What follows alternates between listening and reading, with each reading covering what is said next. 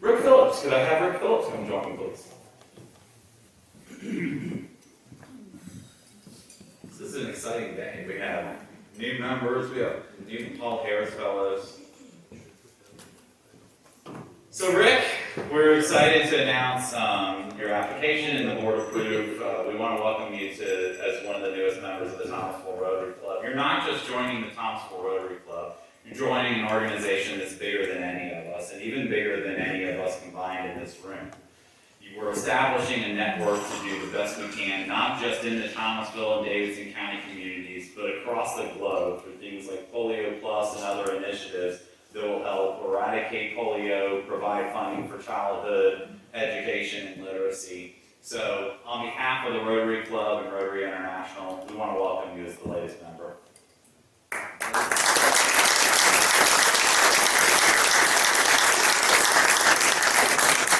And no member induction would be complete without a 3-minute And I hear I just barely scraped back at the. You got it. So It was a unanimous vote, but it was close.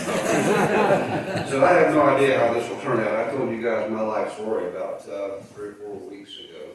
But I will tell you, I grew up in Rocky Mount, North Carolina. I spent my life in transportation, still spending some of it in that.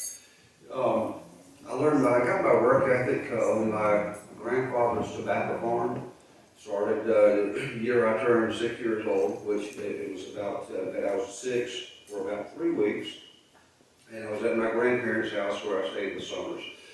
And I was sitting on the back steps, and the whole crowd that came up from the fields or whatever, my grandmother cooked for everybody, cooked big lunch for everybody. So after lunch, they were loading up on the truck to go back down to the field. I was sitting on the back steps crying. My granddad walked up and said, "What's wrong with you?" And I said, "I can't go." And he thought for a minute, he said, "Well, you're big enough." And he said, "Come on." So I jumped on the back of the truck. After about 30 minutes down in the field with the looping shelter, or under the shade, I had enough. So the next day, I was sitting on the same steps crying, but this time because I had to go. And I did that every summer of my life. The last summer I did it was the summer I graduated high school. But it taught me a wonderful work ethic, some of the hardest work I ever did. Never want to do it again. But it did teach me a good work ethic.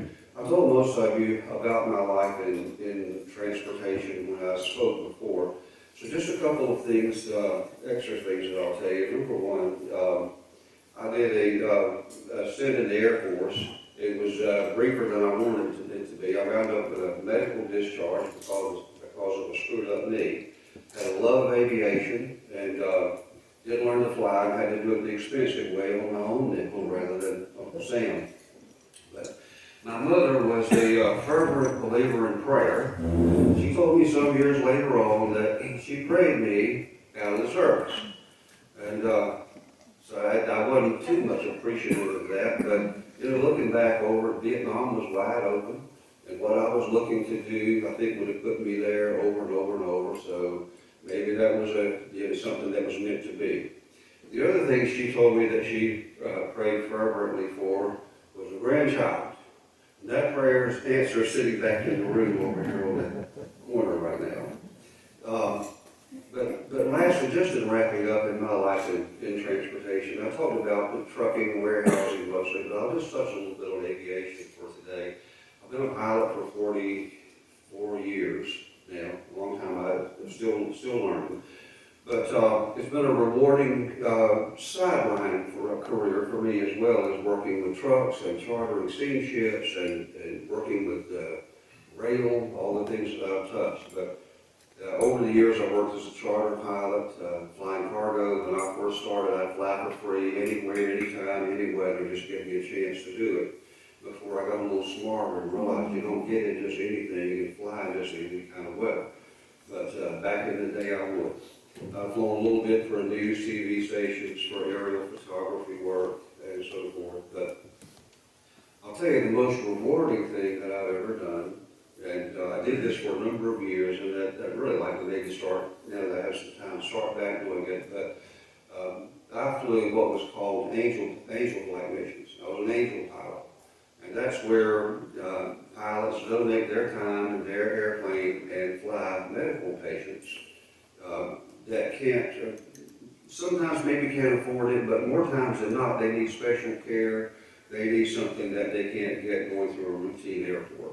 Mostly what I flew was cancer patients, a lot of them children, a lot of them really sick kids, and I always tried to do something to make it fun for the kids or entertaining for them. But the most memorable flight that I think I ever flew, an angel flight, was a lady from, I believe, Augusta, Georgia. She'd been blind since birth. And another pilot picked her up. Normally, in angel flights, you fly these things in what's called legs. So another pilot picked her up one morning in Augusta, flew her to Greensboro. I flew to Greensboro and picked her up there and took her to Philadelphia. And another pilot met me in Philadelphia. It was night when we got there, and he was taking her on to Boston. The next day, she was going to have an operation that was going to give her sight for the first time in her life. And that was such a touching thing for me. We didn't get to know the patients, we didn't know their history, we knew about what we needed to watch out for on the trip. But other than that, never saw the lady again, never heard anything else about whether she got her sight. I presume she did, and how her life turned out. But that was a very rewarding thing for me. I hated it. It was one of the roughest days I ever flew in my life. I had no clue to be able to land in Philadelphia. But somehow a miracle happened, and we got the plane on the ground in one piece and turned it into the wind so line guys could hold the wings down and we could get it tied down. It was about a 25-knot crosswind. And I felt sorry for her in the back seat, just trying to deal with that not being able to see. But at any rate, been in Thomasville for about 20 years now. I really like this area a lot. I've enjoyed working, doing volunteering in civic organizations and affairs, and look to continue to do that as well. But this is a great place to live. Probably the best people I've ever been around in my life. And Rotary is a wonderful organization. I've so enjoyed it since I've been here. I wish I had done it years ago, but I never thought I could give up every Wednesday when my life seemed to be on fire on both ends. But I'm looking forward to it then. So thank you so much for accepting me, guys.